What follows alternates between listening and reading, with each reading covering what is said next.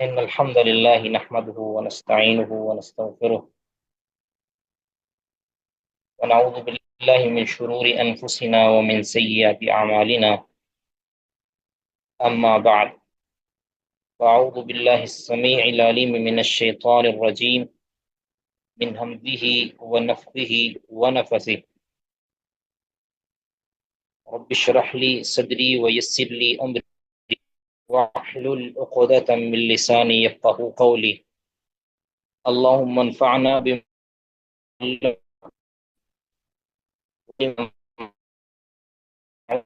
علمتنا وزدنا محمد وعلى آله وصحبه وسلم تسلیما کثیرا۔ کلاس کے آغاز سے پہلے تمام احباب کو یوتھ فلکس کے پلیٹ فارم پر تہہ دل سے خوش آمدید۔ یقیناً اس پرفتن دور کے اندر آپ احباب کا محض عقیدہ کی قرات یا سماعت کے لیے تشریف لانا یہ بڑے عظیمت والا عمل ہے، اس میں کوئی شک نہیں ہے۔ یہ آپ کی عقیدہ کے ساتھ عقیدت اور ایمان کے ساتھ غیرت اور حمیت کی بین دلیل ہے۔ اللہ تعالیٰ ہمیں جو ہم بیان کریں یا جو ہم پڑھیں پڑھائیں اسے اخلاص کے ساتھ سننے سنانے، اس کو سمجھنے میں اور کما حقوق عقیدہ اپنانے کی توفیق کے اندر یا سمجھنے کے اندر کمی کوتاہی رہ جائے، اللہ تعالیٰ اس کا خمیازہ ہمیں پورا کرنے کی توفیق دے۔ اللہ اس پر ہماری پکڑ نہ کرے، شیطان کے شر سے ہمیں محفوظ رکھے، اللہ ہمیں اپنے شر سے محفوظ رکھے۔ اللہ تعالیٰ کما حقوق ہمیں اس کی آبیاری، اس کو سمجھنے اور اس کو آگے پہنچانے کی بھی توفیق عطا فرمائے۔ تو اب آپ جانتے ہیں کہ ہمارے جو مشارکین ہیں پارٹیسپینٹس، ان میں سے کچھ جو اصول علم کے ساتھ پہلے سے ہی وابستہ ہیں، دوسرے لفظوں میں وہ طلاب ہیں یا وہ جامعات سے فضلاء ہیں یا فضلات ہیں، اور کچھ ایسے ہیں کہ جو عامی ہیں، جنہوں نے عربی کے ساتھ جو وابستہ نہیں ہیں۔ تو اس اعتبار سے ہم جو بھی پڑھیں گے اس کو درمیانہ رکھ کر پڑھیں گے، نہ جو ہے بات بالکل زیادہ خالص علمی ہو جائے اور نہ ہی بالکل عوامی سطح کی ہو جائے۔ تو اگر کسی جگہ پر بات زیادہ علمی ہو جائے اور عوام الناس کے لیے سمجھنا بوجھل ہو جائے تو وہ اس کو تھوڑا سا برداشت کریں، یا جہاں کہیں سمجھ نہیں آئے تو وہ فوراً پوچھ سکتے ہیں، یا وہ اس مسئلے کو پورا کرنے کے بعد پوچھ سکتے ہیں، یا کلاس کے آخر میں پوچھ سکتے ہیں۔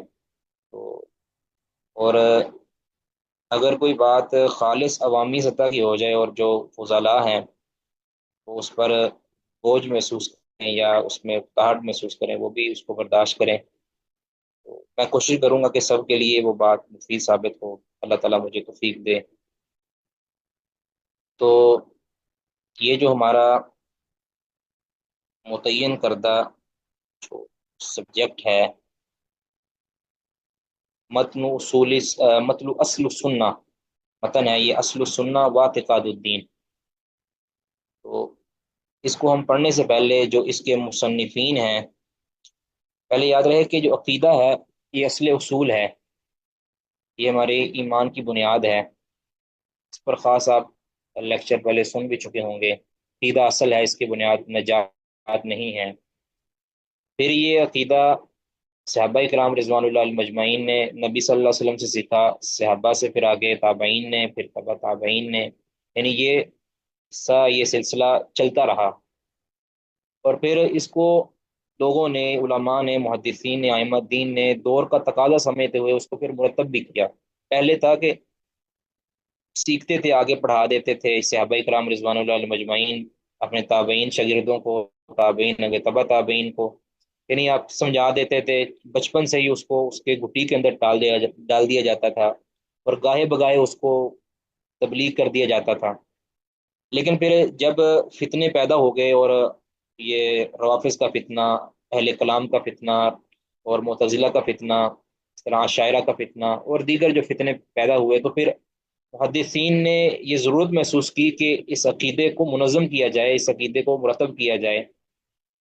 تو انہوں نے بے شمار کتابیں لکھی، اور ہم اس ہماری مجلس کے اختتام پر، یعنی طالب علم کے اختتام پر، اگر اللہ نے ہمیں وقت دیا، اس میں برکت ہوئی، تو انشاءاللہ ہم کچھ کتابوں کے نام بھی لکھیں گے جو کہ اہل سنہ کی نمائندہ کتابیں ہیں عقیدہ کے والے سے۔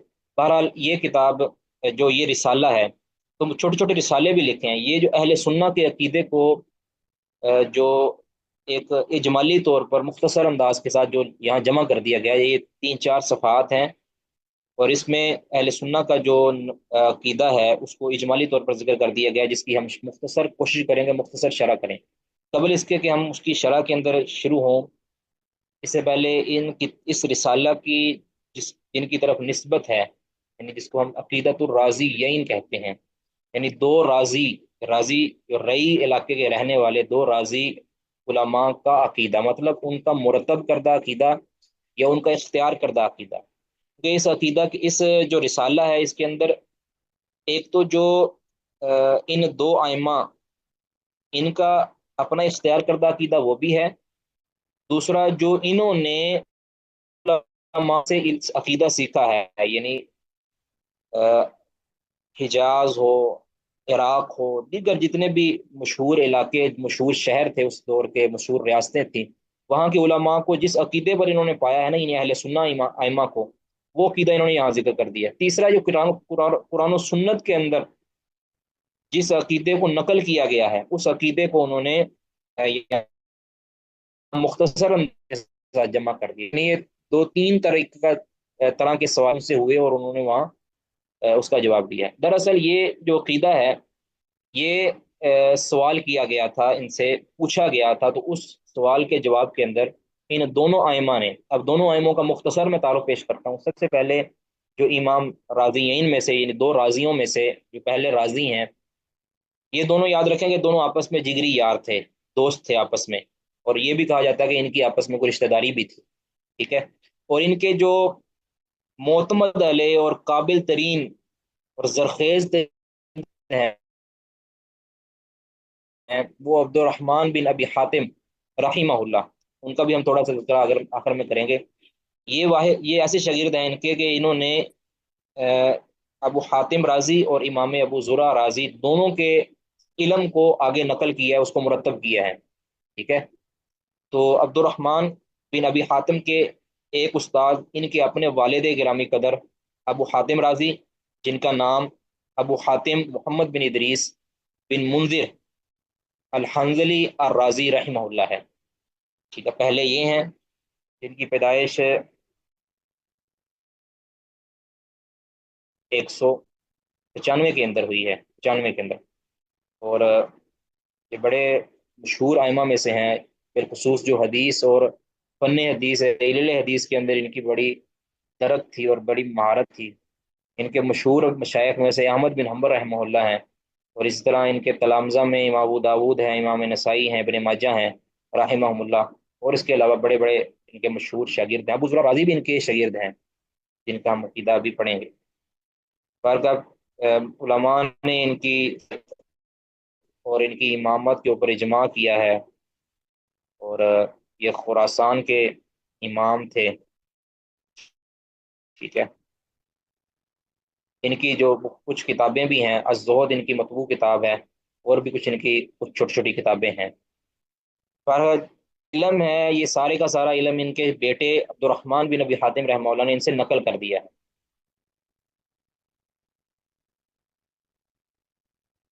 تو ان کی وفات یہ ہوئی ہے 277 ہجری کے اندر، 277 اس کے اندر ان کی وفات ہوئی، اور یہ 82 سال کی عمر کے اندر وفات ان نے پائی۔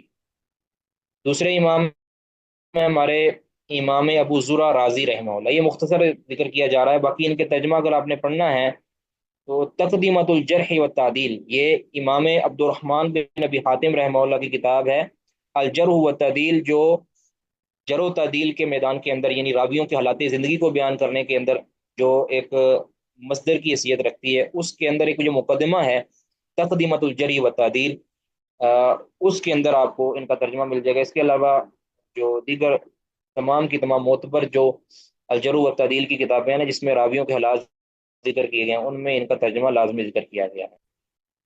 دوسرا ہے کہ امام ابو زرع راضی رحمہ اللہ، جو دوسرے ان کے دوست ہیں اور ان کے رشتہ دار بھی ہیں، ان کا نام عبید اللہ بن عبد الکریم بن یزید بن فروخ۔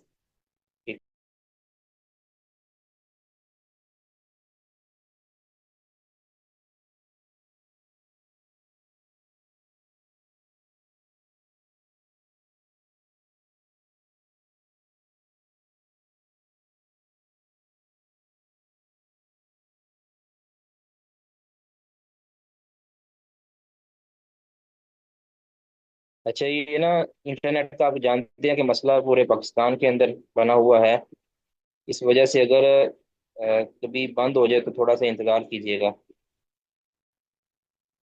ٹھیک ہے؟ بہرحال میں سار کی طرف آتا ہوں۔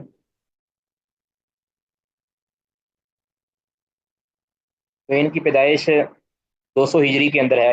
یہ بھی طلب علم کے لیے بڑے بڑے علاقوں کی طرف گئے۔ ان کے مشہور اساتذہ میں سے احمد بن حنبل رحمہ اللہ ہیں، اور بے شمار ائمہ ان کے ارشد تلامذہ میں سے، جس میں امام مسلم بن حجاج مسلم والے، امام ترمذی ہیں، امام نسائی ہیں، ابن ماجہ ہیں، ابو یعلا موصلی ہیں، ٹھیک ہے؟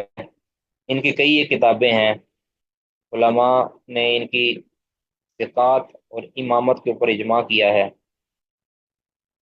تو ان کی وفات یہ 264 کے اندر ہوئی ہے، یعنی امام ابو حاتم رازی رحمہ اللہ سے پہلے ہوئی ہے۔ امام ابو حاتم رازی رحمہ اللہ عمر کے اندر بڑے تھے لیکن وفات ان کی بعد میں ہوئی ہے۔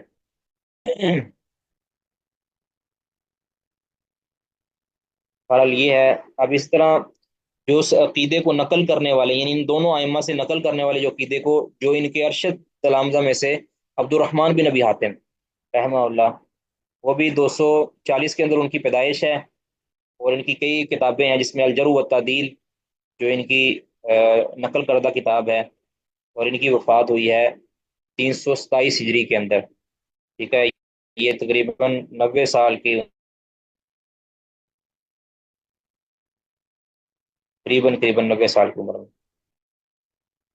اب یہ جو عقیدہ، جو یہ مختصر سا رسالہ ہے عقیدہ، اس کو ظاہر ہے کہ آپ جانتے ہیں کہ کتابوں کی بھی سندیں ہوتی ہیں باقاعدہ، یعنی کتاب فلاں امام سے ثابت ہے، یہ ایک امت محمدیہ کا خاکہ ہے کہ وہ اس کے اندر جو جو ہوتی ہیں نا کتابیں، ان کی بھی سندیں ہوتی ہیں۔ تو یہ جو کتاب ہے، یہ رسالہ جو ہے مختصر سا رسالہ، اس کی بھی باقاعدہ سند ہے، جو امام ہبت اللہ لالکائی رحمہ اللہ، جو اہل سنہ کے امام ہے، 418 کے اندر ان کی وفات ہے۔ انہوں نے اپنی کتاب جو ہے نا شرع اصول اعتقاد اہل سنہ والجماع، اس کے اندر انہوں نے اس عقیدے کو ذکر کیا ہے، اور صحیح سند کے ساتھ ذکر کیا ہے، صرف دو راویوں کا واسطہ ہے درمیان کے اندر، اس کے بعد یہ عقیدے کا آغاز ہو جاتا ہے۔ باہر ہم ہم آتے ہیں اپنے اس عقیدہ کی طرف۔ یہ مختصر کا تعارف تھا، اس کے اندر انہوں نے مختصر انداز کے اندر بہت سی چیزوں کو ذکر کیا ہے۔ ہم اس کے اوپر کوشش کریں گے کہ اختصار کے ساتھ کلام کریں، تاکہ ہمارا ٹائم جو ہے وہ مینیج ہو جائے، پورے رسالے کو ہم جو ہے نا وہ گزار سکیں۔ قال الامام ابو محمد عبد الرحمن ابن ابی حاتم، یہ وہی جو ان کے ارشد تلامذہ میں سے عبد الرحمن بن ابی حاتم رحمہ اللہ، یہ فرماتے ہیں کہ سال تو ابی و ابا زرع، میں نے اپنے والد یعنی ابو حاتم رازی رحمہ اللہ سے، و ابا زرع اور ابو زرع رازی رحمہ اللہ سے، جو کہ انہی کے دوست بھی ہیں، شاگرد بھی ہیں، یعنی ابو زرع امام ابو حاتم رحمہ اللہ کے دوست ہیں، شاگرد بھی ہیں، اور کوئی ان کی رشتہ داری بھی ہے، سسرال رشتہ داری ہے غالباً۔ کہتے ہیں میں نے ان سے پوچھا ان مذاہب اہل سنت فی اصول الدین، اصول الدین کہتے ہیں عقیدہ کو، یعنی دین کے جو اصول ہیں جس پر دین کی بنیاد ہے، ان کے متعلق میں نے اہل سنت کیا ہے، دین کے بنیادی جو اعتقادات ہیں ان میں اہل سنت کے نظریات کی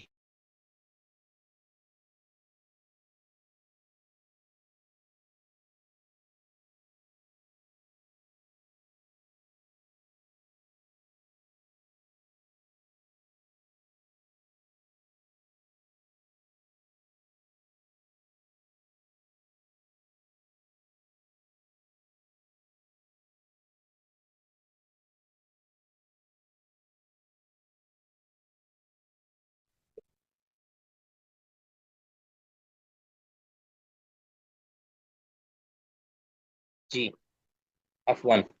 अहले सुन्ना के अकीदे अकीदे के मामले के अंदर अहले सुन्ना के नजरियात क्या हैं। एक तो ये सवाल किया, दूसरा क्या है, वो मा अदरा का अलैहिल उलमा, और इस बारे में भी सवाल किया कि इन दोनों ने, यानी इमाम अबू हातिम राजी रहमहुल्लाह ने और इमाम अबू ज़ुरअ राजी रहमहुल्लाह ने, किस अकीदे पर लोगों को पाया है, अल उलमा फी जमील अमसारी, कि जिस अकीदे पर इन दोनों ने तमाम के तमाम इलाके फी जमील अमसारी, तमाम के तमाम शहरों के अंदर इन्होंने उलमा को पाया है, यानी उलमा का क्या क्या अकीदा और नजरिया था, इस बारे में भी मैंने पूछा। वमा या तकीदानी मिन ज़ालिका, और खुद ये दोनों किस चीज़ का अकीदा रखते हैं। ठीक है, यानी तीन चीज़ों के मतलब सवाल किया। नंबर एक कि अहले सुन्ना का, यानी किताब और सुन्नत की रोशनी के अंदर अहले सुन्ना का अकीदा क्या है। ठीक है। नंबर दो, इन दोनों ने, यानी अबू ज़ुरा रहमहुल्लाह ने, इमाम अबू हातिम रज़ी रहमहुल्लाह ने तमाम इलाकों के सफ़र किए हैं, तो इलाके के उलमा के अकायद क्या थे, जो अहले सुन्ना उलमा हैं उनके अकायद क्या थे। तो तीसरा सवाल ये है कि इनका अपना अकीदा क्या है। कहते मैंने सवाल किया तो फ़काला, तो इन दोनों ने, यानी अबू हातिम राजी रहमहुल्लाह ने और अबू ज़ुरा राजी रहमहुल्लाह ने ये हमें बयान किया। याद रखें कि अहले सुन्ना किसे कहते हैं। अहले सुन्ना मतलब सुन्नत वाले मुराद नहीं है। अहले सुन्ना एक मजहब का नाम है, यानी सुन्नत मतलब सुन्नत का माना तरीका, यानी वो तरीका कि जो नबी सल्लल्लाहु अलैहि वसल्लम का तरीका है, जो सहाबा का तरीका है, और जो नकल होता होता होता क़यामत तक रहेगा, ये वो वाला सुन्ना है। ठीक है, अहले सुन्ना। तो इसके अलावा यानी वो एक अकीदा के जो नबी सल्लल्लाहु अलैहि वसल्लम देकर गए थे सहाबा को, सहाबा ने आगे दिया ताबईन को, ये है अहले सुन्ना वाला अकीदा। यानी जो तरीका नबी सल्लल्लाहु अलैहि वसल्लम का, अहले सुन्ना वल जमा उसको कहते हैं, अहले सुन्नत वल जमात कहते हैं। तो अब ये क़यामत तक रहेगा। इसके अलावा जो भी इस अकीदे से हट गया वो गुमराह हो गया, वो अहले सुन्नत से खारिज हो गया। याद रखें कि यहाँ ये बात ध्यान में रहे कि यहाँ अहले सुन्ना वल जमात से मुराद ये जो नाम नेहाद बरेलवी या देवबंदी अहले सुन्नत, ये मुराद नहीं है। इन्होंने तो सिर्फ नाम रखा है। अहले सुन्ना से मुराद वो लोग हैं कि जो सहाबा के कीदे पर हैं, वो ताबईन के कीदे पर हैं, मुहद्दिसीन के कीदे पर हैं, आइमा दी के कीदे पर हैं। वो कीदा क़यामत तक जारी रहेगा। और वो एक गिरोह, रसूलुल्लाह सल्लल्लाहु अलैहि वसल्लम फरमाया था कि मेरा उम्मत का एक गिरोह, ला तज़ालु त्वाइफ़तुम मिन उम्मती मंसूरीन अल हक़, कि मेरी उम्मत का एक गिरोह हक पर हमेशा गालिब रहेगा। ला यज़ुर्रुहुम मन ख़ज़लहुम, जो इनको छोड़ देगा ना वो उनको नुकसान नहीं पहुंचा सकेंगे। यानी जो इनके साथ इनसे कट जाएगा, इनको बेयारो मददगार छोड़ देगा, तो उनको नुकसान बिल्कुल नहीं होगा उनके छोड़ देने। तो ये अहले सुन्ना का, जिसको ये जहां नकल कर रहे हैं, फ़क़ाला।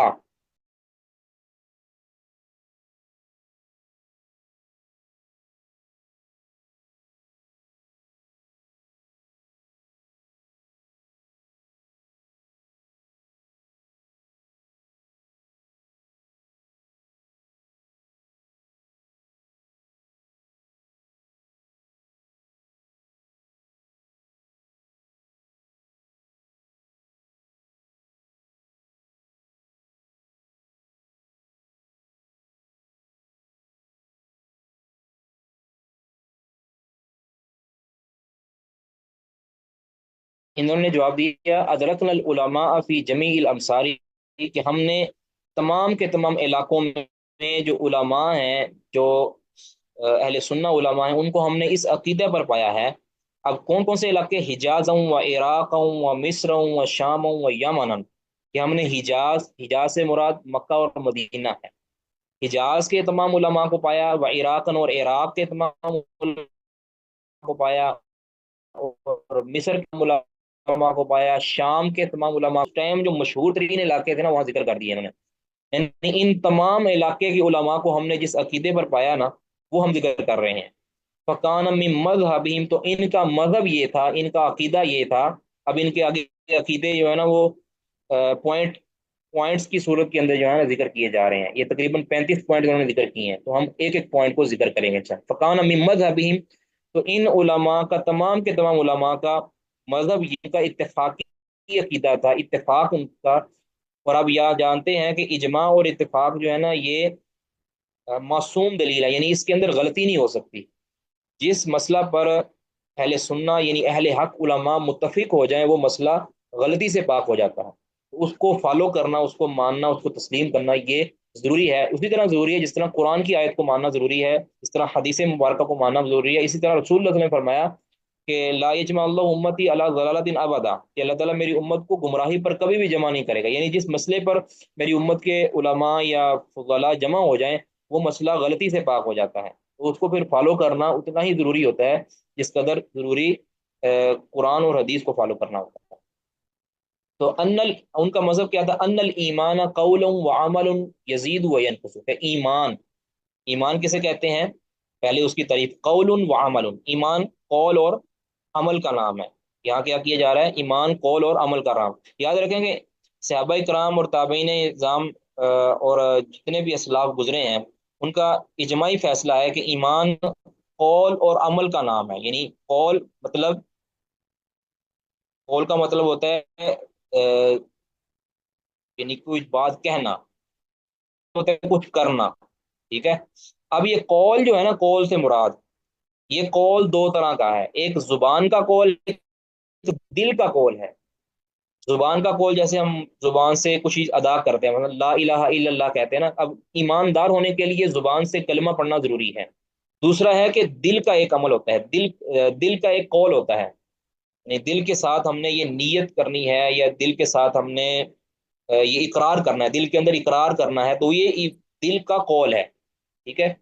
دوسرا ہے عمل، عمل ایک ہوتا ہے یعنی دل کا عمل، ایک دل کا عمل ہوتا ہے اور ایک اعضاء کا عمل ہوتا ہے۔ دل کا عمل کیا ہوتا ہے کہ نیت کرنا، محبت کرنا اللہ تعالیٰ کے ساتھ، یہ محبت کرنا جو ہے نا، یا کسی اللہ کے دشمن کے ساتھ بغض رکھنا، یہ دل کا عمل ہے، تو یہ عمل اس عمل کا نام ہے۔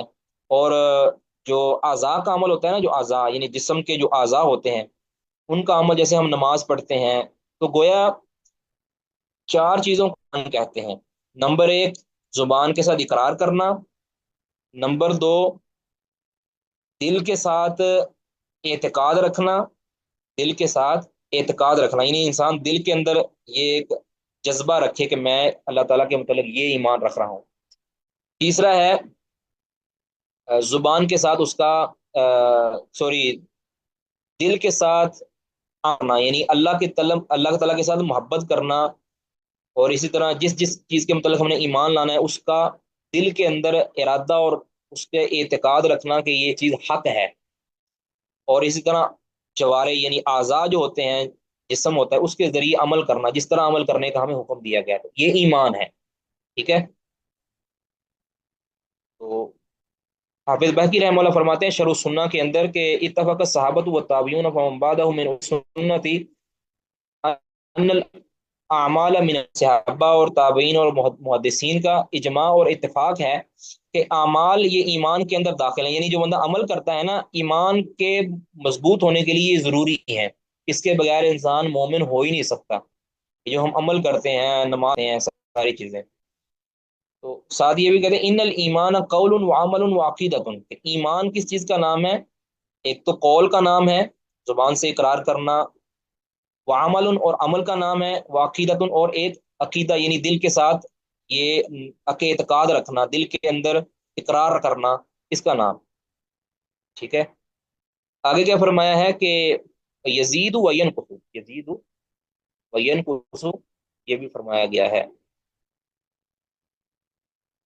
تو یہ بھی کہ ایمان بڑھتا بھی ہے اور گھٹتا بھی، یہ اہل سنہ کا عقیدہ ہے، جبکہ اس کے مخالف اور بھی کچھ گروہ ہیں کہ جو ایمان میں کمی پیشی یا ایمان میں زیادتی یا کمی کا اقرار نہیں کرتے، ٹھیک ہے۔ اہل سنت کیا کہتے ہیں کہ ایمان بڑھتا بھی ہے گھٹتا بھی ہے، ٹھیک ہے۔ اب ایک شخص وہ ہے کہ جو 5 کی 5 نمازیں پڑھتا ہے، اس کا ایمان زیادہ ہوگا، ایک وہ شخص ہے کہ جو کبھی کبھار نماز کم ہوگا،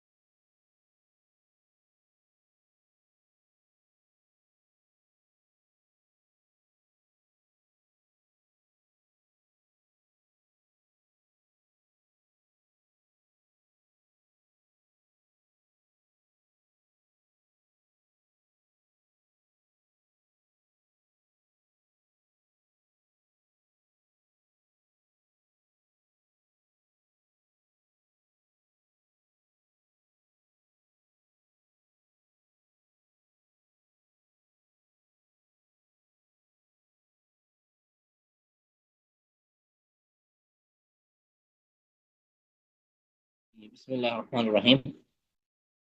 تو ایمان بڑھتا بھی ہے اور گھٹتا بھی ہے، اس کے اوپر بے شمار دلائل ہیں قرآن و سنت کے اندر، تو جس کو میں اختصار کی وجہ سے اسکپ کر رہا ہوں۔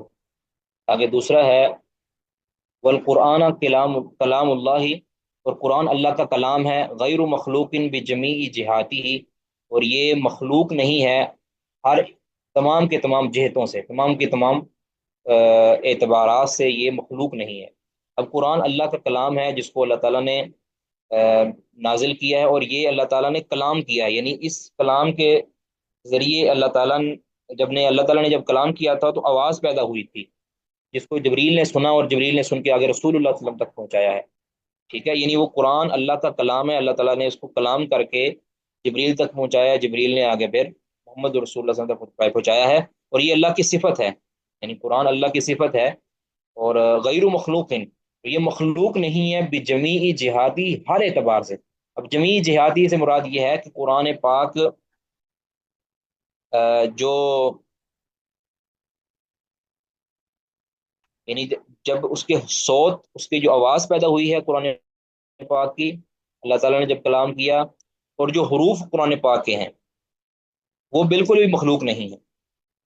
جبکہ جو گمراہ لوگ ہیں، جو جہمیہ وغیرہ ہیں، وہ کیا کہتے ہیں کہ قرآن پاک کو اللہ تعالیٰ نے کلام نہیں کیا، بلکہ اللہ تعالیٰ نے ویسے ہی جبریل کے ذہن میں ڈال دیا یا دل میں ڈال دیا، اور انہوں نے آگے جا کے اپنے الفاظ کے اندر بیان کر دیا۔ تو یہ کہہ رہے ہیں کہ ہر اعتبار سے یہ قرآن پاک مخلوق نہیں ہے، کسی بھی اعتبار سے مخلوق نہیں ہے، تو یہ کہنا چاہ رہے ہیں، مختصر یہ ہے۔ نمبر 3، اور قرآن پاک کے کلام اللہ ہونے پر بے شمار دلائل ہیں، یعنی آپ کہہ سکتے ہیں کہ درجنوں دلائل ہیں قرآن پاک کے کلام اللہ ہونے پر۔ تو امام جعفر صادق رحمہ اللہ یہ فرماتے ہیں خلق و افعال العباد، یہ امام بخاری رحمہ اللہ کی ایک کتاب ہے، خلق و افعال العباد، 109 نمبر کا جو ہے رقم ہے۔ تو امام جعفر صادق رحمہ اللہ سے پوچھا گیا نا کہ کیا قرآن مخلوق ہے، تو آپ فرمانے لگے کہ لیس بخالق ولا مخلوق ولکنہ کلام اللہ تعالی، کہ یہ نہ قرآن پاک نہ خالق ہے نہ مخلوق ہے، بلکہ یہ تو اللہ تعالیٰ کی ایک صفت ہے جو کہ کلام ہے، اللہ تعالیٰ کا کلام ہے۔ اس طرح امام علی بن مدینی رحمہ اللہ المتوفہ 234 ہجری، انہوں نے ممبر پر فرمایا کہ من زعم ان القرآن مخلوق فقط کفر، جس نے یہ کہا نا کہ قرآن پاک مخلوق ہے وہ کافر ہو گیا۔ ٹھیک ہے، وہ واضح طور پر کافر ہے جس نے اللہ رب العزت کے کلام کو مخلوق ہے۔ امام بخاری رحمہ اللہ اپنے خلق و فعال العباد کے اندر فرماتے ہیں القرآن کلام اللہ غیر مخلوق، قرآن اللہ تعالیٰ کا کلام ہے، یہ مخلوق نہیں ہے۔ اور یہ بھی فرمایا خلق و فعال العباد صفحہ 60 کے اوپر کہ متواتر احادیث ہے نبی صلی اللہ علیہ وسلم کی کہ قرآن اللہ تعالیٰ کا کلام ہے۔ ٹھیک ہے، بہرحال کچھ لوگ ایسے ہیں کہ جو قرآن کا کو کہتے ہیں کہ یہ قرآن حقیقی کلام نہیں ہے بلکہ یہ مانوی کلام ہے، یعنی اللہ تعالیٰ نے معنی کو جبریل کے سینے میں ڈالا تھا، اور آگے جبریل نے پھر اس کے الفاظ جو ہے نا وہ بنا کے نبی صلی اللہ علیہ وسلم کو پہنچا دیے۔ تو یہ بالکل ہی باطل بات ہے، بلکہ درست کیا ہے کہ اللہ تعالیٰ نے اس کو کلام کیا ہے، جب کلام کیا تو اس سے آواز پیدا ہوئی اور اس سے حروف بھی بنے ہیں، تو انہی کو سونے جبریل امین نے اور آ کر نبی صلی اللہ علیہ وسلم کو سنایا، اور نبی صلی اللہ علیہ وسلم نے آگے پہنچایا۔ جبکہ اس کے مقابلے کے اندر جو گمراہ فرقے ہیں نا، جہمیہ، اس طرح معتزلہ اور اشاعرہ وغیرہ، یہ قرآن پاک کے وہ حقیقی کلام ماننے کے لیے تیار نہیں ہے۔ ٹھیک ہے، بہرحال یہ مختصر قرآن پاک کے اوپر۔ آگے تیسرا ہے والقدر خیرہ و شرہ من اللہ تعالی، کہ تقدیر، یہ اچھی تقدیر اور اس کا برا ہونا من اللہ، اللہ تعالیٰ کی طرف سے ہے، یعنی تقدیر ساری کی ساری اللہ رب العزت کی طرف سے ہے۔ اب تقدیر کے اوپر ایمان لانا یہ بھی ایمانیات ستہ میں سے آپ جانتے ہیں۔ ایمانیات ستہ کیا ہے؟ ان تؤمن باللہ و ملائکتہ و کتبہ و رسلہ والیوم الآخر وبالقدر خیرہ و شرہ، کہ تقدیر کے اچھے اور برے ہونے پر ایمان لانا ہے۔ اچھا اور برا ہونے سے مراد کیا ہے، یاد رکھیں، تقدیر کا اچھا اور تقدیر پہلے سمجھ لیں ہے کیا۔ تقدیر دراصل اللہ تعالیٰ کا علم ہے، اللہ تعالیٰ نے پہلے ہی لکھ دیا ہے کہ کائنات کے اندر کیا ہونے والا ہے۔ اب یہ علم صرف اللہ کے پاس ہے، اس علم کو اللہ تعالیٰ نے کسی پر ہی منکشف نہیں کیا، یہ فقط اللہ کے پاس ہے کہ اللہ نے پہلے ہی جان لیا ہے ایک تو اللہ تعالیٰ نے جان لیا ہے کہ پہلے ہی اللہ کو معلوم ہے کہ کائنات کے اندر قیامت تک، قیامت کے بعد کیا ہونے والا ہے، کون کیا کرے گا، یہ سارا اللہ کے علم میں ہے، یعنی اللہ جانتا تھا۔ پھر اللہ تعالیٰ نے جاننے کے بعد اس سارے کی ساری چیزوں کو لکھ دیا ہے لوح محفوظ کے اندر۔ یہ دو چیزیں ہوں گی تقدیر کے اندر، یعنی ایک اللہ نے جانا، اللہ نے علم لیا، اللہ تعالیٰ کو علم میں تھا جو کچھ ہونے والا ہے، دوسرا اللہ نے اس کو احاطہ تحریر کے اندر بھی لایا، جس کو ہم لوح محفوظ کہتے ہیں۔ ہر قیامت تک ہونے والی ہر تعالیٰ نے لکھ دیا ہے۔ تیسرا اللہ تعالیٰ نے، اللہ تقدیر کے والے سے اللہ تعالیٰ کے متعلق ایمان یہ ہونا چاہیے کہ اللہ تعالیٰ نے جو لکھا ہے نا اس کو ایسا کرنے پر اللہ قادر ہے۔ ایسا نہیں ہے کہ اللہ نے اور اللہ کے ایسا اور ایسا نہ ہو، ایسا نہیں ہو سکتا، یعنی اللہ قدرت رکھتا ہے اپنے لکھے ہوئے کے مطابق کر دینے پر، ٹھیک ہے۔ گویا اللہ تعالیٰ نے جانا، اللہ نے اپنے علم کو لکھا، اللہ نے اپنے علم کے مطابق اس طرح کر، ٹھیک ہے۔ یہ ہے تقدیر کے والے سے ہمارا ایمان کہ اللہ تعالیٰ جانتا بھی ہے جو ہونے والا ہے، اس کو اللہ نے لکھ دیا ہے، اور ایسا اللہ تعالیٰ کرنے پر بھی قادر ہے۔ ایسا نہیں ہو سکتا کہ کوئی شخص یہ چاہے کہ ہم اللہ کے لکھے ہوئے کے مقابلے کے اندر کچھ کر دیں، ایسا نہیں ہو سکتا۔ تقدیر کے اندر کوئی بندہ بھی رکھنا سازی نہیں کر سکتا۔ جو تقدیر اللہ نے اپنے پاس لکھی ہے یہ اللہ تعالیٰ کا علم ہے، اللہ کا راز ہے، جس کو اللہ تعالیٰ نے اپنے بندوں پر افشاء ظاہر نہیں کیا۔ یہ اللہ جو کہا ہے نا خیرہ و شر، اچھی اور بری تقدیر۔ اچھی اور بری کا مطلب کیا ہے؟ اچھی اور بری انسانوں کے اعتبار سے، مطلب مجھے میرے حق میں فیصلہ ہے یا یہ میرے بارے میں برا فیصلہ ہے، ٹھیک ہے۔ مثلا میں کوئی نیکی کروں تو یہ میرے حق میں اچھا ہے، میں کوئی برائی کروں تو یہ میرے حق میں برا ہے۔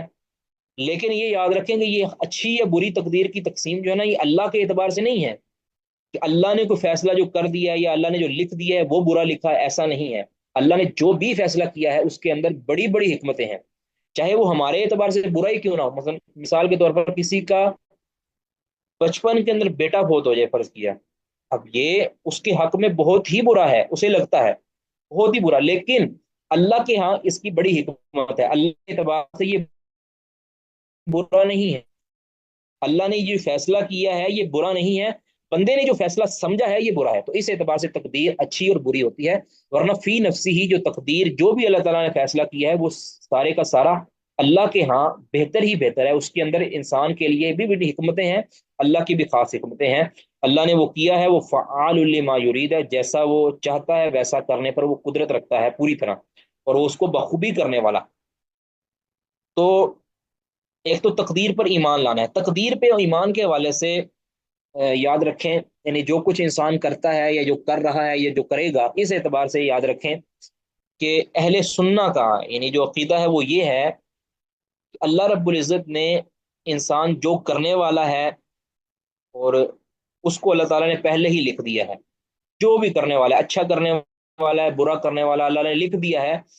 اب اس لکھنے پر اللہ تعالیٰ نے انسان کو مجبور نہیں کیا، اللہ تعالیٰ نے انسان کو با اختیار بنایا ہے کہ یہ انسان اپنے اختیار سے یا تو شراب پیے، یہ بھی اللہ تعالیٰ نے اس کو اختیار دیا ہے، یا وہ نیکی کی طرف آئے، یہ بھی اللہ نے، نمازی بن جائے یا بے نمازی بنے، کافر بن جائے یا مومن بن جائے، یہ اللہ نے اس کو اختیار دیا ہے، اس کو سمجھ دی، عقل دی ہے۔ اور جس کو اختیار نہیں نہ دیا، مثلا اس سے عقل اللہ تعالیٰ نے چھین لی ہے، اللہ تعالیٰ نے اس سے قیامت کے دن پوچھنا ہی نہیں ہے، پوچھا اس سے جائے گا۔ مکلف وہ ہے، یعنی مکلف کا مطلب یہ ہے کہ جس کو اللہ تعالیٰ نے پابند بنایا ہے شرعی حکام کا، وہ اس کو بنایا ہے کہ جو بالغ ہو جائے، شعور کو پہنچ جائے،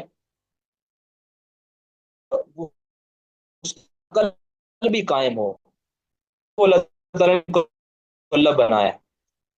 اب وہ اچھا کرتا ہے، اللہ تعالیٰ نے وہ لکھ دیا ہے ایسا ہی ہوگا، لیکن ایسا نہیں ہے کہ اللہ تعالیٰ نے وہ لکھ کر انسان کو مجبور کر دیا ہے۔ اللہ تعالیٰ نے تو وہ لکھا ہے کہ جو انسان نے کرنا ہے، یعنی اپنے اختیار کو انسان نے کس طرح استعمال کرنا ہے، اچھائی میں استعمال کرنا ہے یا برائی میں استعمال کرنا ہے۔ اب اللہ تعالیٰ نے انسان کو ہاتھ دیے، یہ ہاتھ انسان ان ہاتھوں کے ساتھ لوگوں کے کام آئے گا یا لوگوں کو نقصان پہنچائے گا، یہ اللہ کو علم تھا کہ انسان نے ان ہاتھوں کے ساتھ کرنا کیا ہے۔ یعنی اللہ تعالیٰ کو علم ہے پہلے ہی، یعنی یہ اللہ تعالیٰ کا ایک ہمارا تجربہ ہوتا ہے، مثال کے طور پر ہم جانتے ہیں کہ فلاں میرا طالب علم ہے نا، یہ کامیاب ہو جائے گا یا یہ فیل ہو جائے گا، یہ ہمیں تجربہ ہوتا ہے، لیکن اب ہم اپنے تجربے کی بنیاد پر تو یہ فیصلہ دے سکتے ہیں کہ یہ جو شاگرد ہے نا میرا، یہ اتنا نکھٹو ہے، یہ کبھی بھی پاس نہیں ہو سکتا، کہ یہ کامیاب نہیں ہو سکتا۔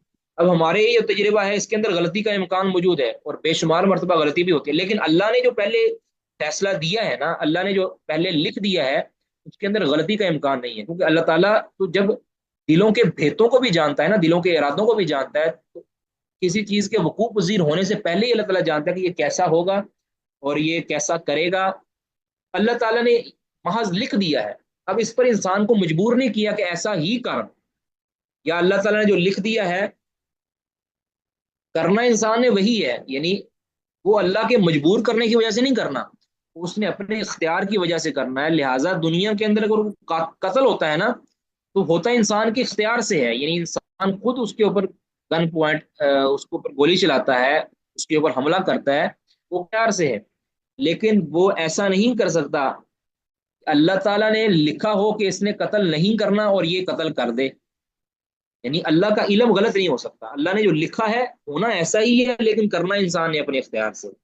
یہ اہل سنت کا عقیدہ ہے کہ انسان کے جو اعمال جو انسان کرے گا نا، اس کو پیدا اللہ نے کیا ہے، ان اعمال کا خالق اللہ ہے، لیکن آگے کسب اس کو انجام دینے والا، اس کے اندر اختیار استعمال کرنے والا یہ انسان خود ہے۔ لیکن اس کے مقابلہ کے اندر دو گمراہ لوگ ہیں، گمراہ فرقے ہیں، وہ کیا کہتے ہیں؟ آپ دیکھو، یہ اہل سنت نے کہا ہے نا، یہ درمیانہ مذہب ہے، یہ درمیانہ مذہب ہے، اللہ تعالیٰ نے ان کے اعمال کو پہلے لکھ دیا ہے، اس اعمال کا فیصلہ کر دیا ہے، اس کو پیدا کر دیا ہے، آگے اس کو کسب کرنا ہے، اس کو اختیار کو استعمال کرنا ہے انسان نے۔ اب اگر وہ صحیح استعمال کرے گا تو قیامت کے دن اس کو اجر ملے گا، اگر وہ غلط استعمال کرے گا تو قیامت کے دن اس کو پکڑ ہوگی، کیونکہ اس نے اپنے اختیار کو خود استعمال کیا۔ تو یہ درمیانہ مذہب ہے، لیکن اس کے مقابلہ کے اندر دو ایسے ہیں کہ جو اس کے اندر افراط و تفرید کا شکار ہو، یعنی غلو کا شکار ہوئے ہیں، انہوں نے اس سے انحراف برتا ہے۔ ایک گروہ کا کہتا ہے کہ اللہ رب العزت کو ہی اختیار حاصل ہے، انسان کو اس کے اندر بالکل بھی اختیار حاصل نہیں ہے، یعنی اللہ نے جو فیصلہ کیا ہے انسان وہ کرنے پر مجبور ہے، انسان وہ کرنے پر مجبور ہے، یعنی انہوں نے تقدیر کو اتنا ثابت کیا، اتنا ثابت کیا کہ جتنا اللہ رب العزت نے مطالبہ نہیں کیا تھا۔ گویا وہ کہتے تھے اللہ نے جو لکھ دیا ہے انسان وہی کرے گا، اب یقیناً کرے گا تو وہی، لیکن اس میں کہتے ہیں کہ انسان اس کے مطابق مجبور ہے، لہٰذا اگر وہ گناہ بھی کرے گا نا، اگر وہ شرک بھی کرے گا، اگر وہ کفر بھی کرے گا، تو وہ اللہ کی مرضی سے کر رہا ہے، نعوذ باللہ من ذالک، اللہ کے مجبور کرنے کی وجہ سے کر رہا ہے، اس کے اندر وہ اختیار نہیں ہے اس کو۔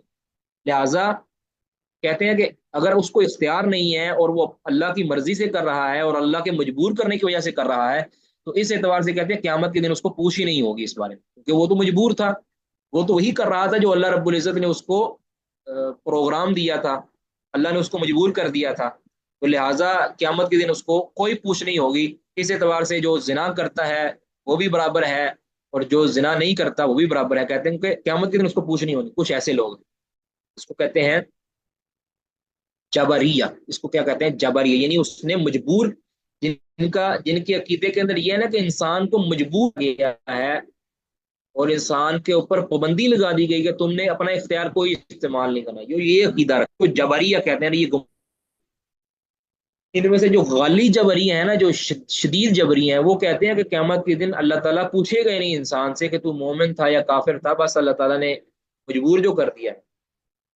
اب اس کے مقابلے کے اندر اس سے بالکل اپوزٹ وہ لوگ ہیں کہ جو کہتے ہیں کہ انسان کو ہی اختیار حاصل ہے، انسان کو ہی اختیار حاصل ہے، اللہ کو کوئی اختیار نہیں ہے، نہ اللہ نے لکھا ہے، نہ اللہ رب العزت کو علم تھا۔ بعض تو ایسے ہیں وہ کہتے ہیں کہ اللہ تعالیٰ کو پتہ ہی بعد میں چلا، کہ جب انسان پتہ ہی بعد میں چلتا ہے کہ جب انسان کچھ کر گزرتا ہے، مثلا ایک انسان نے قتل کیا تو اللہ تعالیٰ کو پہلے نہیں پتا تھا کہ اس نے قتل کرنا ہے، اس قدر وہ گمراہ ہے، یعنی وہ اللہ کے علم کا انکار کر دیتے ہیں، یعنی بالکل ان کے مخالف، جو جبریہ کے مخالف۔ دوسرا ہے قدریہ، یعنی جو تقدیر کے منکر ہیں، خود کلی طور پر کہتے ہیں کہ اللہ تعالیٰ کو علم ہی بعد میں ہوتا ہے، یعنی گویا انسان ہی اپنے عمل کو مرتب کر کرنے والا ہے، انسان ہی اس کے اندر با اختیار ہے، انسان ہی اپنے فعل کو خلق کرنے والا ہے، پیدا کرنے والا ہے۔ اہل سنت کا کہتے تھے انسان اپنے فعل کو پیدا نہیں کرتا، انسان اپنے فعل کو صرف انجام دیتا ہے، پیدا کرنے والی ذات اللہ کی ہے، فیصلہ اللہ نے کیا ہے اس کام کرنے کا، لیکن انسان کو اختیار دیا تھا، اللہ تعالیٰ نے پہلے لکھ دیا تھا کہ اس نے اختیار کیا استعمال کرنا ہے۔ جبکہ جو غالی قسم کے قدریے ہیں نا، جو گمراہ قسم کے، شدید قسم کے، وہ کیا کہتے ہیں کہ اللہ تعالیٰ کو علم ہی بعد میں ہوتا ہے جب انسان کچھ کر گزرتا ہے، تو گویا وہ تقدیر کے معاملے میں گمراہ ہو گئے۔ یہ تقدیر کا مسئلہ ذرا ڈیفیکلٹ تھا، اس لیے میں نے اس پر ذرا زیادہ وضاحت کر دی ہے۔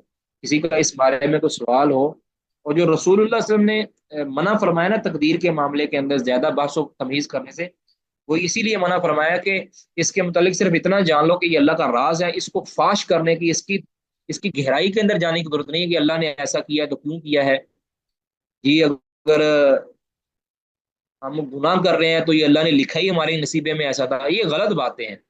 اللہ نے لکھا تھا، یہ لکھا تھا کہ انسان کرے گا ایسے، یہ تو نہیں کہا تھا اللہ تعالیٰ نے کہ تم کاری ایسے، اللہ نے کہا ہے کہ تم کرو اچھے کام، لیکن اللہ رب العزت کے اس بات کو ماننے والا کون ہے اور نہ ماننے والا کون ہے، یہ اللہ نے پہلے لکھ دیا ہے۔ اللہ کو علم ہے کہ اس نے انسان نے کرنا کیا ہے، کیونکہ اللہ نے اس کو بنایا ہے، اللہ تو جانتا ہے یہ کہ اختیار کو استعمال کرے گا۔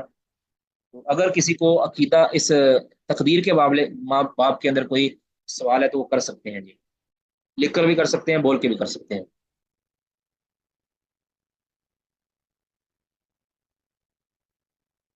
جی پوچھیں جی سوال۔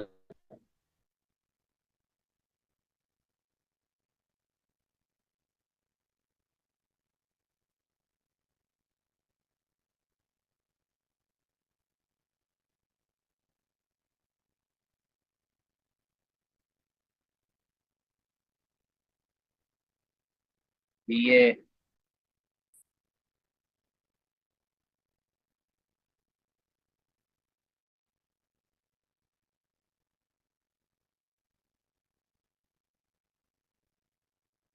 یہ ہوش صاحب سے گزارش ہے کہ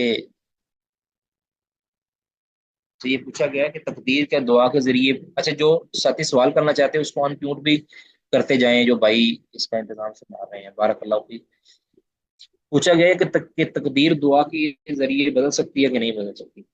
یاد رکھیں کہ تقدیر کی دو قسمیں ہیں، ایک وہ تقدیر ہے جو اللہ نے اپنے پاس لکھی ہے، اس کے اندر کوئی تبدیلی نہیں ہوتی، یاد رکھیں وہ اللہ نے لکھی ہوئی ہے۔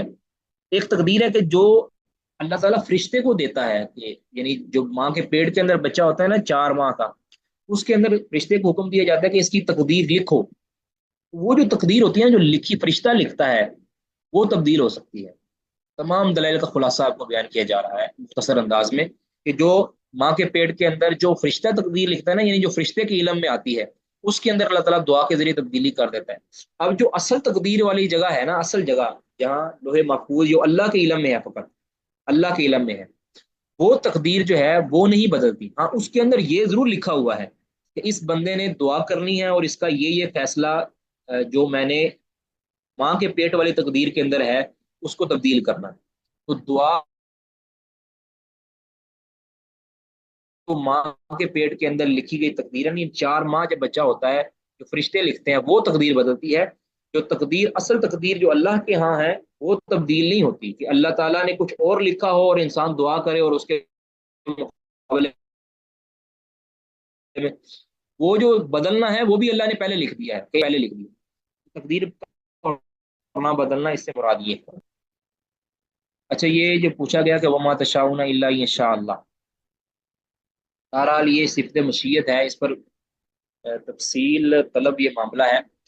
یاد رکھیں کہ ایک ہے مشیت، اور اس کے اسی کا ایک معنی ہے ارادہ کونیہ، اسی کے ساتھ ایک لفظ ہوتا ہے ارادہ کونیہ، ارادہ کونیہ قدری اور ایک مشیت۔ مشیت اللہ تعالیٰ کی صفت ہے، مشیت اور رضا اس کے اندر فرق ہے۔ یاد رضا کے اندر اللہ تعالیٰ کی پسندیدگی ہوتی ہے، اور جو یشاء یعنی جو مشیت ہوتی ہے اس کے اندر اللہ کی پسندیدگی نہیں ہوتی، اللہ کی اجازت ہوتی ہے، اللہ کا اذن ہوتا ہے۔ یعنی جو اگر کوئی کافر کفر کر رہا ہے نا، کافر جو کفر کر رہا ہے وہ اللہ کی مشیت سے کر رہا ہے لیکن اللہ کی رضا سے نہیں کر رہا. ٹھیک ہے، یہ بات سمجھیں. اللہ کی مشیت کا مطلب یہ ہے کہ کوئی، یعنی جو کچھ بھی ہو رہا ہے یہ اللہ رب العزت کے اذن سے ہو رہا ہے. ایسا نہیں ہے کہ اللہ تعالیٰ نے اذن نہ دیا ہو تو انسان، اگر کوئی کافر کفر کر رہا ہے تو اللہ کے اذن سے کر رہا ہے، اللہ رب العزت کی رضا سے نہیں کر رہا. یہ یاد رکھیں. کفار تھے نا، وما تشاءون الا ان یشاء اللہ، یا وہ کہتے تھے، جو کفار تھے وہ کیا کہتے تھے کہ اگر اللہ چاہتا تو ہم کفر نہ کرتے، یعنی اللہ کا ارادہ ہوتا تو وہ کیا کرتے تھے، ارادہ کونیہ قدریہ. ارادہ کونیہ قدریہ کا مطلب ہے کہ اللہ تعالیٰ نے جو تقدیر کے اندر ارادہ فرمایا ہے اس کو دلیل بناتے تھے، اس کو دلیل بناتے تھے. اور اپنے اس کفر کے اوپر جو ہے وہ جو کفر کر رہے ہیں اس کو جو ہے نا ریگولرائز کرنے کی کوشش کرتے تھے کہ ہمارا یہ کفر ہے نا جو یہ بالکل صحیح ہے، کیونکہ اللہ تعالیٰ نے تقدیر میں ایسا ہی لکھ دیا ہے. بھی اللہ عزت نے جو ارادہ کونیہ یا اللہ تعالیٰ نے جو مشیت کا اظہار کیا ہے، یہ اللہ تعالیٰ کا مطلب، اللہ کی مشیت اور اللہ تعالیٰ کے ارادہ کونیہ کا مطلب یہ ہے کہ تم جو کر رہے ہو نا، یہ مت سمجھنا کہ یہ میرے اذن کے خلاف ہو رہا ہے، اللہ تعالیٰ کے اذن سے ہی ہو رہا ہے، لیکن اللہ کی رضا نہیں ہے. اللہ کی رضا کیا ہے کہ تم سارے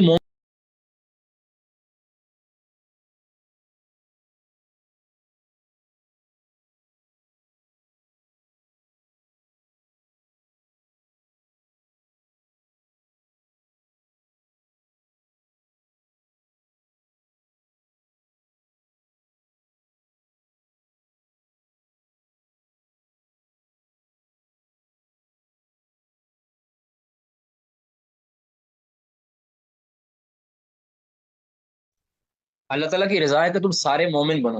اور اللہ کی صفت رضا جو ہے نا، اسی سے ہی متبادل ایک لفظ ہے ارادہ شرعیہ. پیچھے تھا مشیت کے ہم معنی لفظ کیا تھا، ارادہ کونیہ قدریہ. اور صفت رضا یعنی اللہ کی پسند، اللہ کی محبت، اس کے مترادف لفظ کیا ہے، ارادہ شرعیہ. یعنی ارادہ شرعیہ کا مطلب جو شریعت اللہ تعالیٰ نے نازل کی ہے اس کے اندر اللہ کا ارادہ، یہ ارادہ شرعیہ ہے. بہرحال یہ ایک علمی بحث ہے.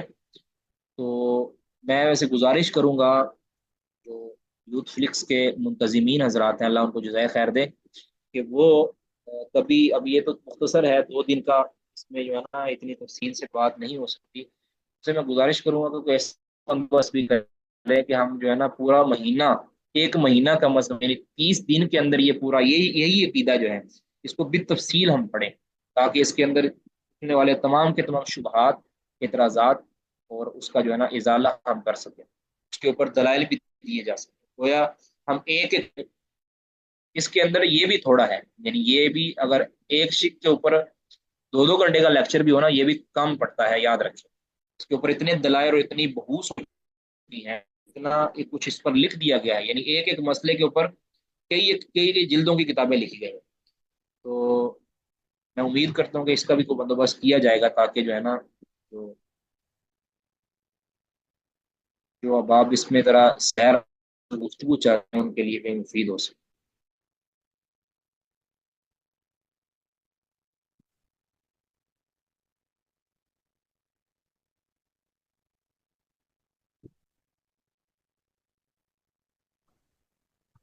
یہ سوال کیا گیا ہے کہ قرآن کو مخلوق کہنے والے اس بات سے نتیجہ کیا نکالنا چاہتے ہیں، اصل کیا محرکات ہیں اس کے پیچھے. السلام علیکم شیخ. اصل میں جی وعلیکم السلام ورحمۃ شیخ یہ آج کل کے لوگ اعتراض کرتے ہیں کہ اگر انسان کوئی گناہ کرتا ہے تو وہ تو پھر اس کے اوپر کیسے گنا جا سکتا ہے، کیونکہ یہ تو پھر بیسیکلی تقدیر میں لکھا ہوا ہے پہلے سے. اللہ. آپ تو آپ کی انسان کیوں آواز گنا؟ آپ کی آواز آپ کی آواز کم آ رہی ہے، آپ کی آواز کم آ رہی ہے. شیخ میں نے میسج بھی کیا ہوا ہے، لکھ کے آپ وہ دیکھ لیں اگر آواز کا کوئی مسئلہ ہے تو. السلام علیکم. وعلیکم السلام. شیخ اگر آپ کو آواز کم آ رہی ہے تو آپ میسج بھی دیکھ لیں، میں نے میسج کیا ہوا ہے میں نے سوالے سے.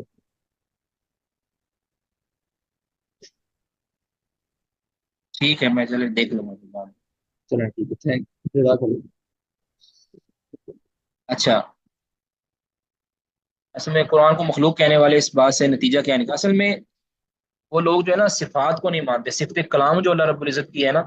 अब जो अल्लाह रब्बुल इज्जत का कलाम है ना, अहले सुन्नत का कीदा कि कुरान पाक अल्लाह का कलाम है।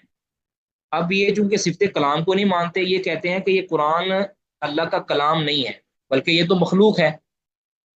और इसके पीछे और भी कुछ मुहर्रकात हैं जिसकी तफसील चाहिए। ठीक है, फिर उसके नतीजा के अंदर वो कुछ लोग हैं जो कुरान को मुतलकन मखलूक कहते हैं, कुछ कहते हैं यानी उनकी मुतशाबे इबारत है कि लफ्जी बिल कुरानी मखलूक, कोई कहते हैं कि यानी इसमें कुछ तफसील है जिसको जो तफसील तलब मामला है। हर एक के मुतालिक हम एक फैसला नहीं दे सकते। बहरहाल ये जरूर है कि जिन लोगों ने इसको मखलूक कहा है ना कुरान को, उन्होंने चूंकि वो सिफात को नहीं मानते, तो सिफत कलाम अल्लाह ताला की सिफत है, इसका इनकार करने की वजह से उन्होंने फिर इसके इनकार की वजह से उन्होंने फिर कुरान पाक को मखलूक करार दिया कि अल्लाह ताला का, जब हम अल्लाह ताला का कलाम कहते हैं तो चूंकि वो सिफत कलाम को नहीं मानते, वो कहते हैं ये तो मखलूक है, ये तो अल्लाह ताला की सिफत है ही नहीं। बहरहाल इसमें ये जो है ना तफसील है। हम थोड़ा सा पढ़ भी लें जरा जल्दी जल्दी से, ताकि हमारा कुछ नतीजा पर पहुंचे। नंबर 4 है, वह खैर हादिहिल उम्मह बाद नबी, कि इस उम्मत के नबी के बाद इस उम्मत का सबसे बेहतरीन हस्ती, इस उम्मत की सबसे बेहतरीन शख्सियत अबू बकर सिद्दीक, वो अबू बकर सिद्दीक है। यानी उम्मत में नबी सल्लल्लाहु अलैहि वसल्लम के बाद उम्मत मोहम्मदिया में सबसे अफजल हस्ती कौन है? अबू बकर सिद्दीक है। सुम्मा उमर बिन खत्ताब, फिर उमर बिन खत्ताब है। अब इस हद तक जो है ना पूरी उम्मत का इत्तेफाक है, यानी अहले सुन्ना में से एक बंदा भी ऐसा नहीं मिलता जो कहता हो कि अबू बकर और उमर के अलावा कोई और हस्ती नबी सल्लल्लाहु अलैहि वसल्लम के बाद अफजल तरीन है। ऐसा कोई भी नहीं है। सारे के सारे अहले सुन्नत के उलमा वो कहते हैं अबू बकर सिद्दीक और उमर ये बितरतीब अफजल तरीन हस्तियां हैं नबी सल्लल्लाहु अलैहि वसल्लम की उम्मत के अंदर। इस पर सारे के सारे उलमा का इत्तेफाक। सैयदना अली रजी अल्लाह तआला भी यही कहते हैं। बार का ये तफसील का वक्त नहीं, अब सही बुखारी के अंदर, सही मुस्लिम के अंदर इसके ऊपर वाज़ेह दलाइल मौजूद है कि सैयदना अली रजी अल्लाह तआला ने भी फरमाया कि अबू बकर सिद्दीक रसूलुल्लाह सल्लल्लाहु अलैहि वसल्लम के बाद सबसे अफजल हस्ती। सुम्मा उस्मान बिन अफ़्फ़ान, सुम्मा अली बिन अबी तालिब, उसके बाद दर्जा आता है उस्मान बिन अफ़्फ़ान का, फिर अली बिन अबी तालिब। अब इस मसला के अंदर थोड़ा सा इख्तलाफ पाया है, थोड़ा सा, यानी उस्मान अफजल है या अली अफजल है, यानी तीसरे नंबर पे उस्मान का आता है या अली रजी अल्लाह तआला अन्हु का आता है। इसके अंदर इख्तलाफ है, लेकिन जमहूर अहले सुन्नत का नजरिया यही है, यानी तकरीबन तकरीबन करीबन करीबन सारे उलमा का, अहले सुन्नत का नजरिया यही है कि उस्मान रजी अल्लाह तआला का तीसरा नंबर है और चौथे नंबर पे अली रजी अल्लाह तआला, यानी जो खिलाफत की तरतीब है वही तरतीब है अफजलियत की। वहुमुल खुलफाउर राशिदून अल महदियून, और यही है खुलफाए राशिदीन महदीन। यानी ये चारों खुलफाए राशिदीन है, यानी हिदायत याफ्ता खुलफाए राशिदीन है। ठीक है, अबू बकर पहले खलीफा बिला फसल, अबू बकर सिद्दीक, दूसरे उमर, तीसरे उस्मान और चौथे अली रजी अल्लाह अन्हुम अजमाइन। यह अहले सुन्नत का इत्तेफाकी अकीदा है। पांचवा है वानल अशरत अल्लज़ीना सम्माहुम रसूलुल्लाह सल्लल्लाहु अलैहि वसल्लम, और वो 10 अफराद, वो 10 सहाबा अल्लज़ीना सम्माहुम रसूलुल्लाह सल्लल्लाहु अलैहि वसल्लम, के जिनका नाम रसूलुल्लाह सल्लल्लाहु अलैहि वसल्लम, जिसको अशरा मुबशरा कहते हैं, यानी सहाबा में से 10 वो सहाबा के जिनको बिशारत दी गई है। वह शहीद लहुम बिल जन्नति, और नबी सल्लल्लाहु अलैहि वसल्लम ने उनके लिए जन्नत की शहादत दी है। अलामा शहीद अभी, जैसा कि नबी सल्लल्लाहु अलैहि वसल्लम ने उनके हक में शहादत दी है, यानी रिवायात के अंदर जैसा कि गवाही दी है रसूलुल्लाह सल्लल्लाहु अलैहि वसल्लम उनके जन्नती होने की। वक़ौलुहुल हक़, और नबी सल्लल्लाहु अलैहि वसल्लम का फरमान हक है। यानी यहाँ अशरा मुबशरा से मुराद वो सहाबा हैं कि जिनको एक मजलिस के अंदर, एक जुमला के अंदर नबी सल्लल्लाहु अलैहि वसल्लम ने नाम लेकर जन्नत की बशारत दी है। वैसे तो सारे के सारे सहाबा जन्नती हैं, सारे सहाबा जन्नती हैं। ठीक है, सूरत हदीद के अंदर अल्लाह ताला ने फरमाया कि अल्लाह ताला ने हर एक सहाबी से, हर एक तरह के सहाबा से अल्लाह ताला ने जन्नत की उनसे वादा किया। सारे सहाबा जन्नती हैं, लेकिन जो कह लें कि बिलखुसूस जिनको जन्नत की बशारत दी है, उनमें से 10 वो अफराद हैं कि जिनको नबी सल्लल्लाहु अलैहि वसल्लम ने एक मजलिस के अंदर, और ये रवायत सुनन अबी दाऊद के अंदर सही सनद के साथ मौजूद है। सुनन अबी दाऊद, इसका मैं नंबर आपको बता दूं, 4650 नंबर। इस तरह सुनन इब्ने माजा 133 नंबर, یہ حدیث ہے صحیح سند کے ساتھ، سیدنا سعید بن زید رضی اللہ تعالیٰ عنہ فرماتے ہیں اشرا مبشرہ صحابہ کے بارے میں کہ یہ کون کون ہے اشرا مبشرہ، ٹھیک ہے؟ تو رسول اللہ صلی اللہ علیہ وسلم نے فرمایا تھا نا جن کے متعلق کہ ابو بکر فی الجنہ، عمر فی الجنہ، عثمان فی الجنہ یا علی فی الجنہ، تو یہ 10 صحابہ ہیں جن میں سے پہلے 4 خلفائے راشدین کے بعد طلحہ، طلحہ پانچویں 7ویں زبیر، 8ویں عبد الرحمن بن عوف، 9ویں سعد بن مالک، اور 10ویں ہیں سیدنا سعید بن زید اور ابو عبیدہ بن جراح، ٹھیک ہے؟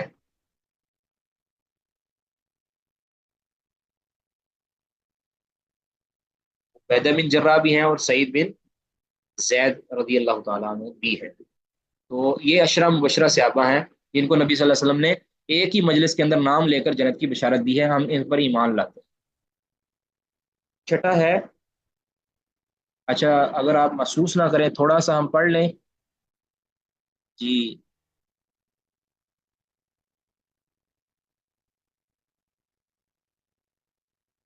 تھوڑا سا اگر ہم پڑھ لیں 5 منٹ کے لیے صرف، تو یہ مسئلہ تو نہیں، یا کلاس کو ختم کر دیں؟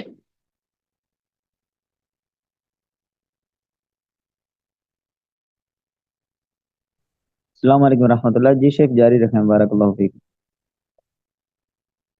جی ٹھیک ہے، چھٹے نمبر پہ ہے جی وَتَرَحُمُ عَلَى جَمِيعِ أَصْحَابِ صلی اللہ علیہ وسلم، یہ بڑا اہم مسئلہ ہے کہ تمام کے تمام نبی صلی اللہ علیہ وسلم، محمد صلی اللہ علیہ وسلم کے تمام صحابہ پر رحمت کی دعا کرنی ہے، ان کے لیے رحمت کی امید رکھنی ہے کہ وَالْكَفُّ عَمَّا شَجَرَ بَيْنَهُمْ، اور ان کے درمیان جو اختلافات پیدا ہوئے اس کے متعلق خاموشی اختیار کرنی ہے، ٹھیک ہے؟ نمبر 1 کہ تمام کے تمام صحابہ جتنے بھی صحابی ہیں، حقیقی صحابی جتنے بھی ہیں نبی صلی اللہ علیہ وسلم کے یار، ان کے متعلق ہم نے رحمت کی دعا کرنی، اور ان سے اگر کوئی غلطی ہو بھی گئی ہے،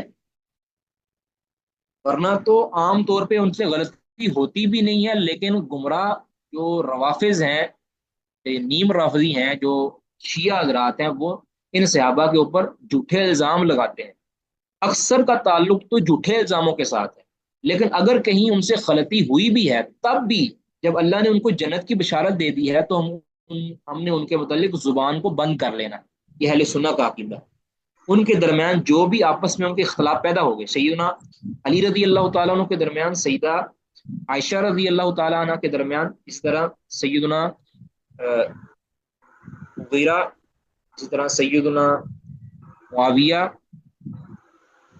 رضی اللہ عنہ مجمعین، ان صحابہ کعبے صحابہ کے درمیان اگر کوئی آپس میں اختلاف بھی پیدا ہو گیا ہے تو ہمارا کام کیا بنتا ہے؟ خاموشی اختیار کریں، سب کے لیے رحمت کی دعا کریں، ان میں سے سارے کے سارے اللہ رب العزت کے جنتی شخصیات ہیں، مغفور ہیں، مرحوم ہیں، اللہ نے ان کے لیے رحمت کے وعدے کیے ہیں، اور لہٰذا ہمارے لیے ضروری ہے کہ ہم اپنے ایمان کی فکر کریں، ان کے ایمان کی فکر کرنے کی ہمیں ضرورت نہیں ہے، کیونکہ اللہ تعالیٰ نے ان کے لیے جنت کی بشارت سنائی ہے۔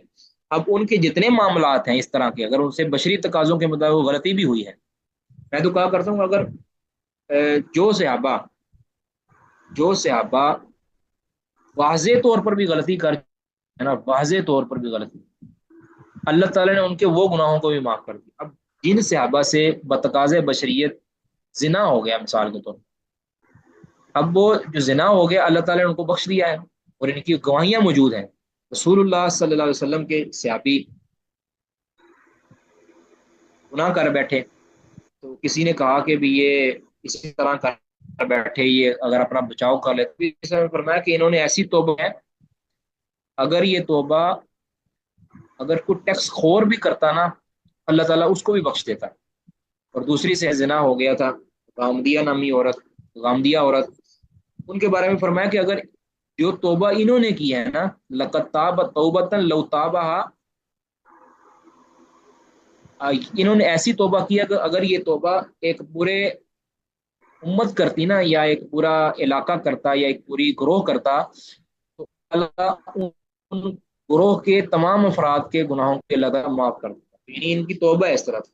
تو گویا صحابہ سے اگر واضح طور پہ غلطی ہو گئی ہے نا تب بھی اللہ تعالیٰ نے ان کو معاف کر دیا ہے. ہمارا کام کیا بنتا ہے؟ ان کے لیے رحمت کی دعا کرنا، اور ان کے اب باہمی جو چپکلشیں ہو گئی ہیں ان کے متعلق، جو ان سے متقاضی بشریت اگر ان کی آپس میں کوئی ناچاکیاں ہو گئی ہیں، تو ہمیں جو ترتیب دی گئی ہے نا، وہ یہ ہے کہ رسول اللہ صلی اللہ علیہ وسلم نے فرمایا نا، سیدنا ابو سعید خدری اور سیدنا ابو ہریرہ کی روایت ہے کہ لا تسبوا اصحابی، کہ میرے صحابہ کو برا بلا نہ کہو. یہ صحیح بخاری 3673 نمبر اور صحیح مسلم 2571 نمبر روایت ہے.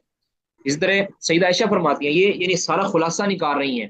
سیدہ عائشہ اس دور کی بات کر رہی ہیں کہ جب لوگ صحابہ کرام رضوان اللہ علیہ مجمعین کو برا بلا کہنے لگے تھے. سیدہ عائشہ فرماتی ہیں، یہ صحیح مسلم 3022 نمبر روایت ہے. سیدہ عائشہ فرماتی ہیں کہ امیروا ان یستغفروا لاصحاب النبی صلی اللہ علیہ وسلم فسبوهم، کہ لوگوں کو تو حکم دیا گیا تھا کہ صحابہ کے بارے میں استغفار کریں، یعنی نبی صلی اللہ علیہ وسلم کے یاروں کے متعلق لوگوں کو استغفار کرنے کا حکم دیا گیا تھا، لیکن لوگوں نے کیا شروع کر دیا؟ فسبوهم، لیکن لوگوں نے ان کو برا بلا کہنا شروع کر دیا. اب یہ دیکھیں کہ سیدہ عائشہ یعنی پورے کا پورا عقیدہ یہ جو یہاں لکھا ہوا ہے نا کہ الترحم ولا جمیع اصحاب محمد والکف عما شجرہ، یہ صحیح مسلم کی روایت بالکل صحیح سند کے ساتھ سیدہ عائشہ رضی اللہ تعالیٰ کا یہ فرمانے علی شان ہے کہ امروا ان یستغفروا لاصحاب النبی صلی اللہ علیہ وسلم فسبوهم، کہ لوگوں کو تو حکم دیا گیا کہ صحابہ کے بارے میں وہ استغفار کریں، ان کے لیے رحمت کی دعائیں کریں، لیکن لوگوں نے تو ان کو لتاڑنا شروع کر دیا.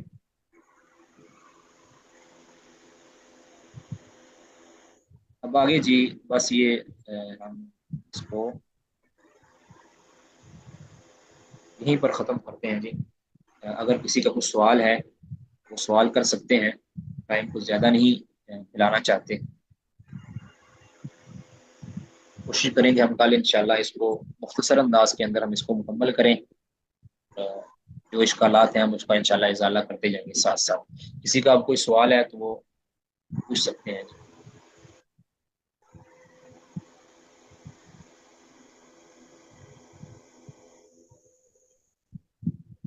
جی عمران صاحب.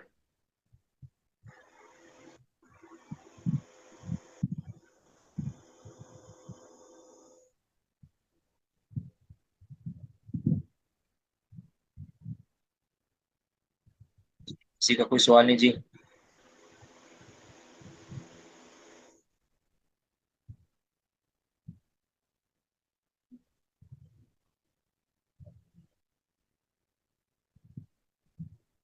ٹھیک ہے جی، پھر عثمان بھائی پھر ختم کریں کلاس. ٹھیک ہے شیخ، بارک اللہ فیکم، نفع اللہ بکم الاسلام والمسلمین، جزاکم اللہ خیر.